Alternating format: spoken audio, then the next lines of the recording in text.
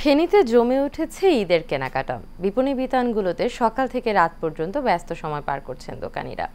ক্রেতারা বলছেন এবার কাপড়ের দাম কিছুটা বেশি।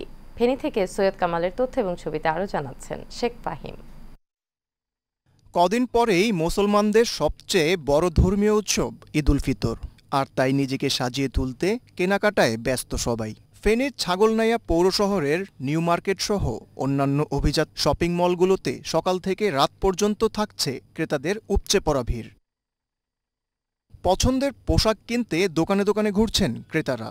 সেই সঙ্গে জুতো, স্যান্ডেল ও প্রসাধনীর বেচাকেনাও বেড়েছে অনেক। তবে ক্রেতাদের অভিযোগ, এবার পোশাকের দাম একটু বেশি। সহনশীল পর্যায়ে আছে এখন পর্যন্ত। দেখতেছি, দেখে আপনার যদি ওইরকম আমাদের ক্যাপাবিলিটির মধ্যে থাকে ইনশাআল্লাহ সাধারণ মানুষ কিনতেও পারবে না এরকম রেট। এবার অনেক বেশি, মানে একটা জামা কত বছর যে দাম দিচ্ছে এবার আলহামদুলিল্লাহ মোটামুটি ভালো হচ্ছে, মোটামুটি ভালো হচ্ছে।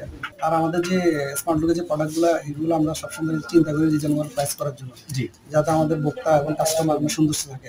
আমাদের খুব ভালো মনে হচ্ছে, লকডাউন 10 বছর পর থেকে কাস্টমারদের পাবলিক ওইটা প্রত্যেকদিন।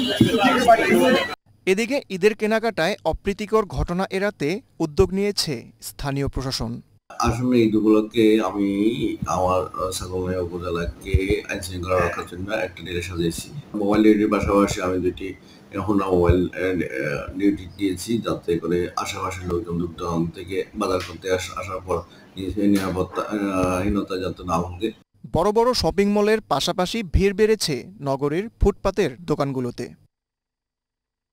Sheikh Fahim, Asian television.